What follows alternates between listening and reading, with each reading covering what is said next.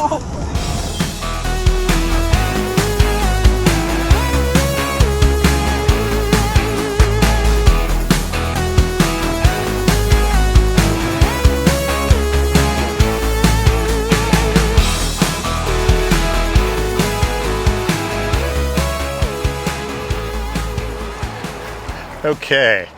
welcome back to the Windows XP desktop, and looks the same, right? Anyways, so today we're going to be doing some random busy work, as it were, on the bus. A couple things I want to get taken care of. One is installing a little outside light, and the other one is installing a starter circuit interlock bypass. So I've owned and worked on a lot of these buses over the years, and most all of them are ordered somewhat custom. They do have a number of features and options that are kind of standard, but then sometimes certain things are ordered specifically for like security purposes. This bus is missing the starter circuit bypass interlock, usually in the back area by the engine somewhere. You're going to have your rear engine controls, but then also there's going to be another switch that allows you to bypass the 22 interlock circuits that are on this chassis. That includes various things like air pressure, the parking brake, transmission, some of the doors, a bunch of other things. There's tons of relays and whatnot in here. And they usually have the interlock bypass just in case one of those circuits fails because of the sheer number of them. And it gives you sort of a side of the road, as it were, ability to fire up the engine, even if the interlocks don't think you should be doing it. I'm doing this a lot. Anyways, there's been a few times that I've went to crank this thing over, and it doesn't always crank the first try. And I go to one of the multiple relay boxes around this thing and kind of bang on the relays, and then it usually works. Now, obviously, I should replace those relays and those circuits. That's kind of down the road a little bit. Some of the relays this thing uses are extremely expensive and kind of hard to find. So I'm going to be retrofitting over time some of that stuff and replacing them and whatnot. But in the meanwhile, if there is a time that I need to fire up the engine and the interlocks say no, I need to be able to go to the back, flip a switch, and bypass all of that. So we're going to work on that first off, and then we're going to move into installing this little outside light. So let's run to the parts store and grab some stuff, and I think it should be pretty simple.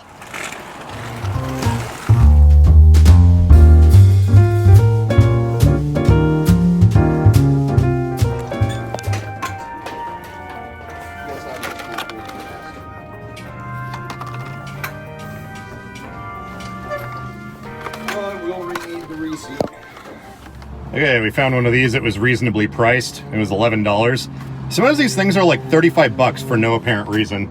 And then we got some battery tender style connectors here, just like the flat 2 removable ones. So yeah, I think these should do the trick. Hello, tractor. Okay, so here we have our Detroit 60 series 12.7 liter 4-stroke thing with like an 87 millimeter turbo, whatever. It runs and drives good, pretty economical. So right here we have our rear engine control box. This allows for various functions like running the coolant pump, priming the fuel pump. We've got service lights here that can turn on. Check out that one back there. Isn't that like 1960s cool looking? And then we can inhibit the front starter, start from the rear, lock the engine off so it can't be started from any position, or various things like that. So that's the rear engine control. I do need to replace the fuel pump prime switch. That did break on me. Not super critical right now, but yeah. So this is not the area that interlock override would typically be. This little area over here contains a big electrical box, and this thing houses all of the engine management, starting circuitry. The interlocks all pass through here on a single wire. They're all handled elsewhere up in the front of the bus. But this is basically engine management, lighting control, a bunch of stuff like that. I'm actually not going to show you the inside of this box because the weather seals on it were not very good, and it looks bad in there. I have gone over it though, and for now everything is functional, but this electrical box here and the one way up there on the driver's side will need to be gone through and have some stuff fixed at some point. But anyways, normally that switch is going to be somewhere on the outside of this panel. As you can see, there's not one here. All we have is this warning that there's 24 volts in here and blah, blah, blah, something, something. So what we're going to do is basically install this little guy right here somewhere and put a label on it. And with those removable connectors, it'll allow us to pull the lid off this box and disconnect it if we need to. But yeah, that's the plan. Simple. As I mentioned earlier, this thing's seen some water ingress, so all the factory quarter turn fasteners are no longer functional on this. So someone just drove a couple of tech screws through it to keep it closed for now. Yeah. So let's pull this off of here. And then we can get to drilling a hole in this. I'll back up here a little ways and just show you briefly, but as you can tell, there's a lot of wiring in there. Yeah, so drill bits are here. And then this thing probably requires a hole to be drilled. 5/8, there we go. I think we've got one of those. 5/16 or 3/8. Oh, I've got the cheapo drill set that's missing some sizes. Oh no, as it turns out, 5/8 is bigger than 1/2 inch. You can see threads around that, so this drill bit's not big enough. But I have stepped drill bits, so I'm going to drill the hole with this originally. I'm going to drill it with this, and then we'll grab the step bits and make it a little bit larger.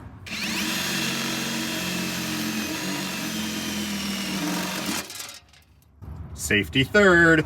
Speaking of safety, next step is disconnecting the two Behemoth 8D size batteries that are lurking down in here trying to destroy everything that exists. So those are now disconnected. There's a couple of giant bus bars that are basically connected straight to that battery inside this electrical box. So having those disconnected is definitely what you want to do. Ooh, coffee. There we go. Our lovely clicky button has been installed.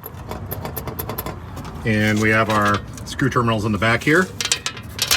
And we selected the perfect spot to drill a hole where it wouldn't interfere with this schematic, which that could probably use a cleaning. I should do that while I'm in here. Oh, I forgot to grab a fuse holder. We need to put some fuses in here. These are your typical battery tender style connectors where the power lead is insulated on one side. Kind of funny, later in the video, I mentioned how I never use this size of ring terminal because it's too small. But as it turns out, these are exactly the right size for this. Of course.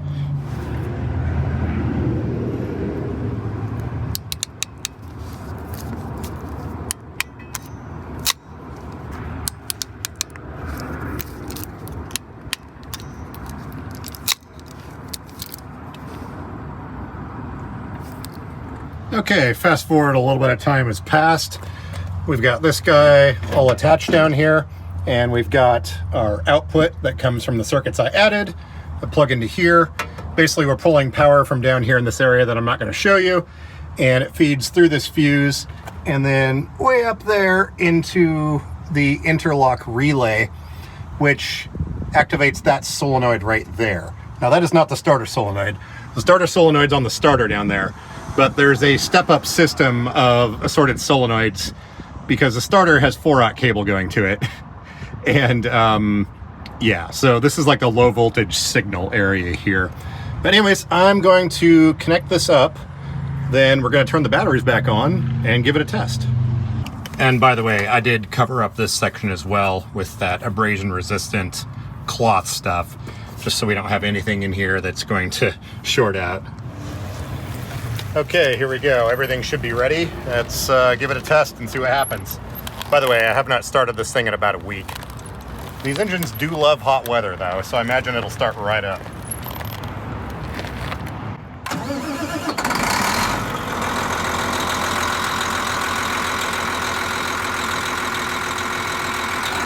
And there we go. No problem at all. Sweet.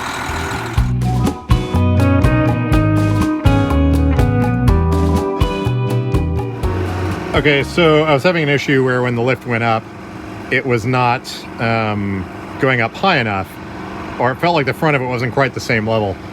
This is why regular inspection and maintenance is what you want to do. I decided to come out here and start greasing everything. And as you're greasing stuff, you'll notice things. Like, see this pin right here? See how that is sticking out a lot further? Well, if we look on this side, we can see it's not going through that hole anymore. So that means this lock pin here backed out, and this is what holds the angle of the lift. So as it's going up under load, the front of it's tipping down because that is no longer engaged. So yeah, when they say regularly inspect your equipment, that's what they mean. It's been probably about 30 days since I've last looked this thing over. But yeah, that's really good to know.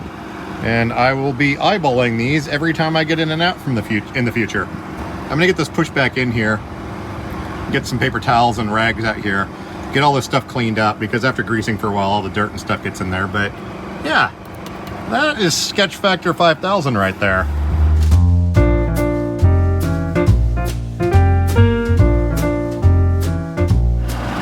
Alright, so pardon the generator noise. I just did all my laundry yesterday, then spilt a bunch of ketchup all over my jeans, so I had to wash them.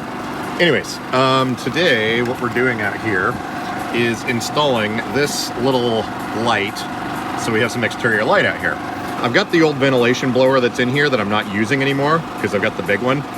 So that circuit is now unused, and it's already wired up and connected to my relay boards and Home Assistant and all that.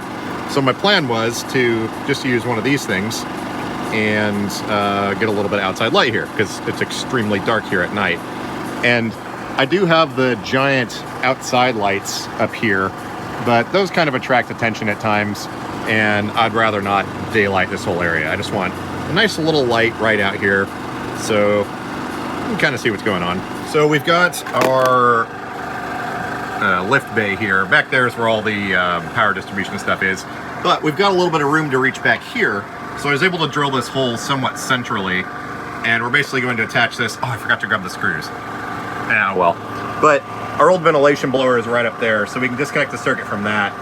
I think it's actually this wire right here, and pull that down. So what I like to do in scenarios like this where we're passing wire through a jagged metal hole is I kind of twist them up so they're close together, and then I'll put a little bit of electrical tape on there to protect them, and then some of this cloth wiring loom tape to kind of protect it as it goes through there. I apologize for the camera angle, but what I like to do in this scenario is offset the two wires. I don't have room to feed connectors through there, so we're just going to do a twist and tape sort of thing. But I offset the two connections, which maybe you can see here. That way, as we have little bundles of electrical tape here and here, they're not right next to each other, and it allows it to fit through this opening a little bit better.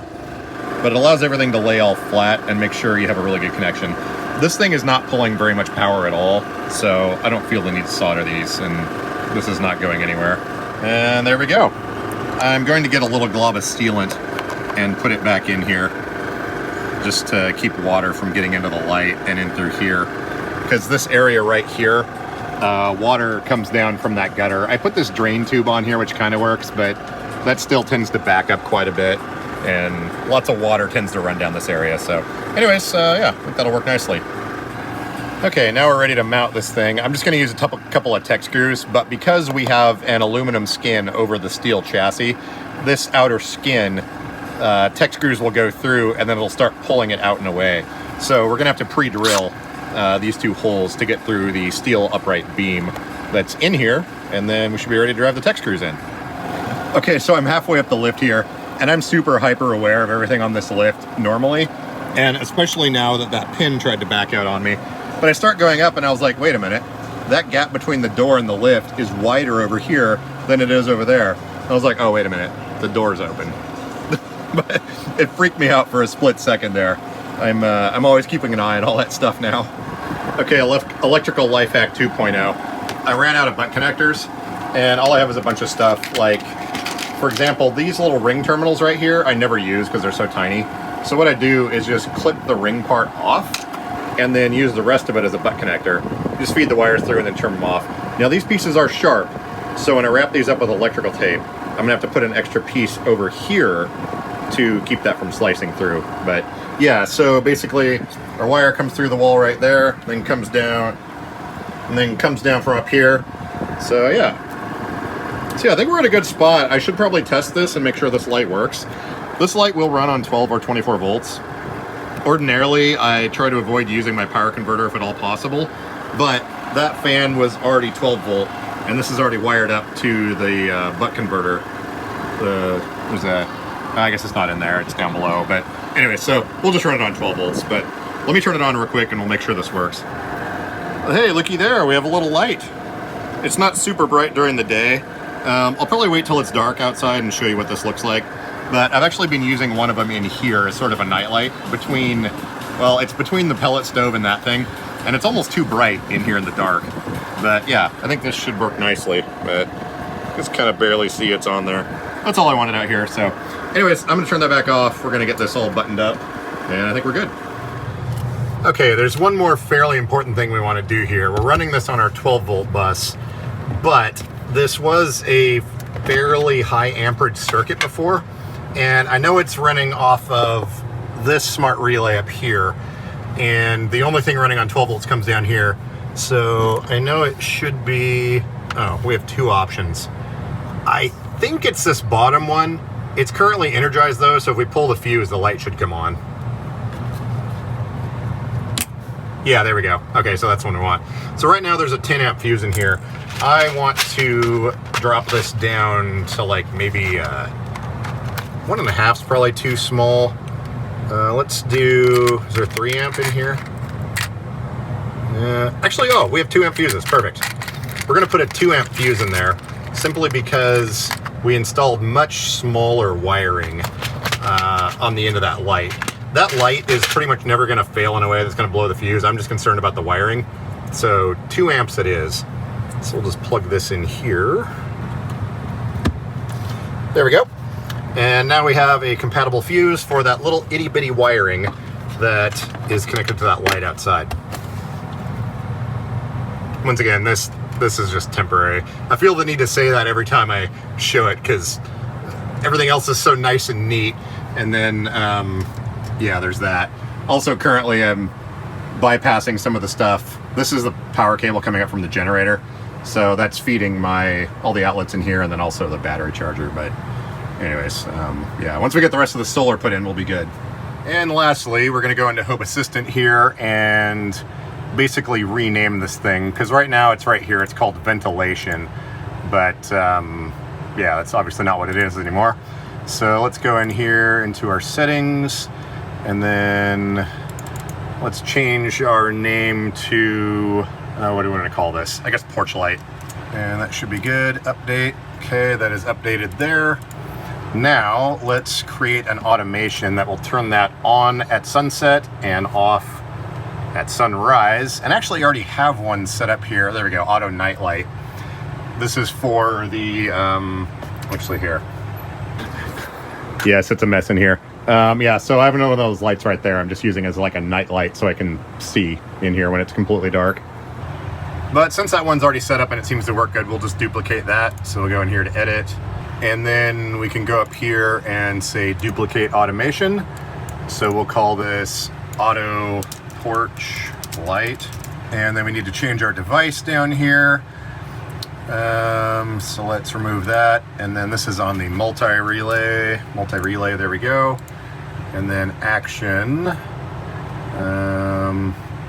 turn on porch light.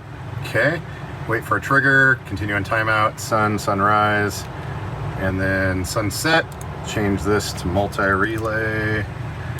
There we go. And then same down here. Turn off porch light.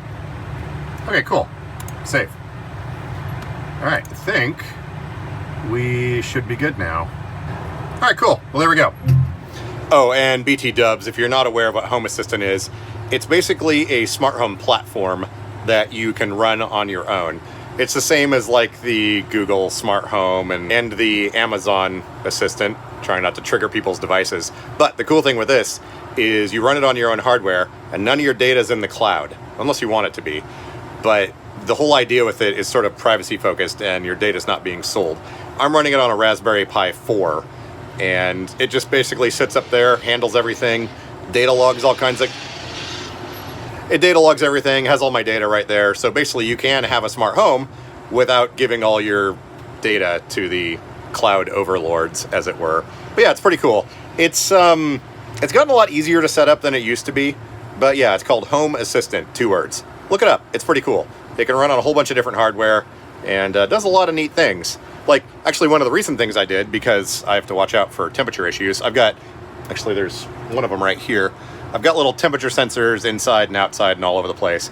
If it gets up to 80 degrees in here, it'll alert me. And I've got several different levels of temperatures to where sound will come over the speakers in here and alert me to what's going on, because I don't necessarily know how warm it is. And also other things, like kind of anti-stupidity thing. Like if I accidentally turn on the toaster oven or the microwave while the inverter is connected to the grid, it will instantly blow a bunch of circuit breakers. So that thing monitors. I wouldn't rely on it. It has saved me a couple times, but for example, if the power goes over like 1400 watts of draw on the grid, it'll automatically disconnect the inverter from the grid and fire up the batteries. So I don't fry things. But anyways, you can do a lot of cool stuff with it. Check it out. So there you go. Quick replacement of an existing circuit that's no longer being used and reassigning an home assistant.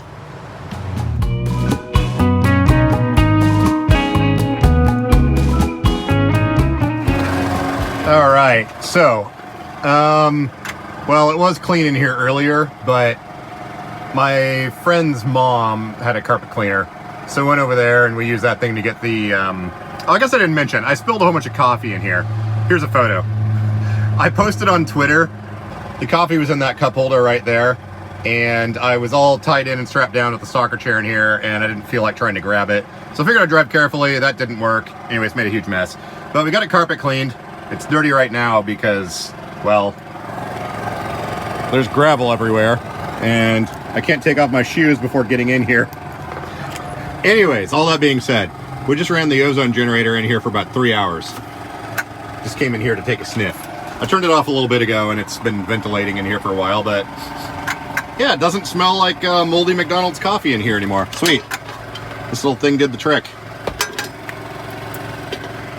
Ah, ozone. Killing everything that's existed since the beginning of time. Quick update on the air conditioner situation. I've been playing around in here with putting fans in different spots. I had one sitting behind me for a while. And actually, for when it's nighttime outside, I've actually got this thing up. Whoop! Dropping this thing. I've got this thing up here, so I can open the hatches in the front and the back, and this thing pulls air through pretty well. I just used some wire ferrule. I forget what those things are called. The insulated rubber clamps and some zip ties. So this thing basically hangs right here and blows air out, no problem. And our dual hose setup here is working great. This thing is still pulling about 250 watts less than it did previously before we made the modifications. So we're constantly getting like 41 to 48 degree air out of this thing. I just run it on medium and it seems to do a good job. As far as air circulation goes, it's a mess in here. So the messier it is, the better I'm feeling, because that means I'm working on a bunch of random projects. These are some boxes of parts that someone gave me, and I'm going through. Some of this is going to a friend, some custom stuff for his chair. But the bigger the mess is, the better I'm feeling, because I'm working on a bunch of stuff. Anyways, we got the Vornado fan here mounted to the ceiling, and this front area here, even though we've got radiant barrier everywhere, air conditioning's weird. Even though this thing is blowing back here, you think it would circulate air, but it doesn't. So you have to use some external fans to like move everything around in here. And having that up there seems to be the best spot. That's one of those Vornado fans that can throw a 65-foot shaft of air. And I set it up there on medium. Nice thing is, if I'm sitting here at the computer desk and it gets a little warm, I can just kind of point it down like this and then it blows right at me. But same mounting method up there. Use those little rubber insulated wiring loom things and some zip ties. Drilled some holes in the side of it. But yeah. With that up there and the air conditioner running, things have been working pretty good.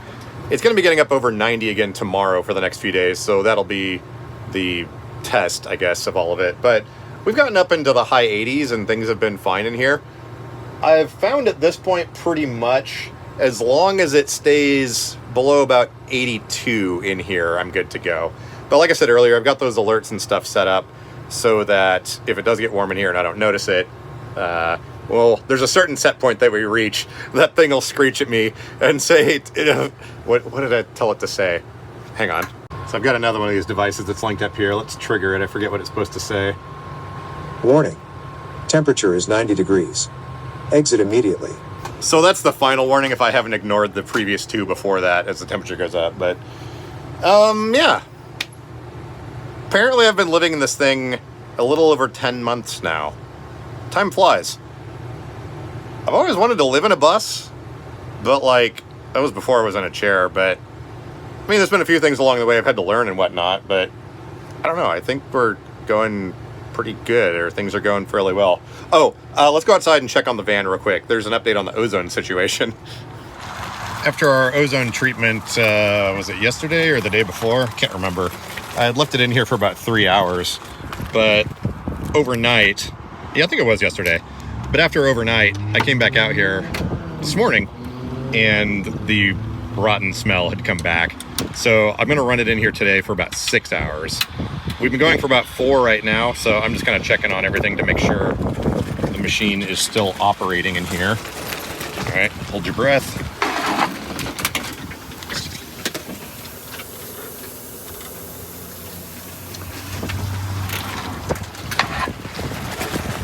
Yep, we're still running in there, so I'm gonna close that back up and let it do its thing.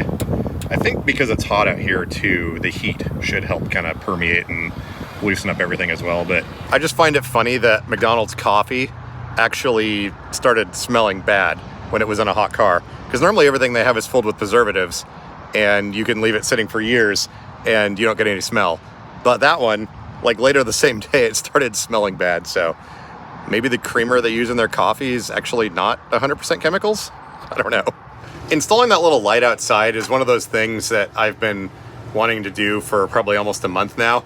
And it's one of those small projects that's not very hard to do and won't take very long, but it's just been rattling around the back of my head and I've been wanting to do it. So finally, was that yesterday? My timeline is all screwed up.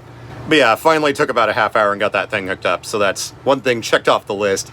Not super important, but it is nice to be able to see what's going on outside at night. Oh, I have a video clip of that, I think. Or was it already in the video? I don't know. Maybe you've seen it in the dark already. If not, I'll put that clip in right now. Okay, it's basically dark outside now, and you can see what our little light does here. It's not insanely bright. It doesn't illuminate this whole area, but just enough to kind of see the lift and, you know, some stuff around the immediate area here. So yeah, that was my plan. I just wanted to get a little light on there, and we've succeeded. Yay!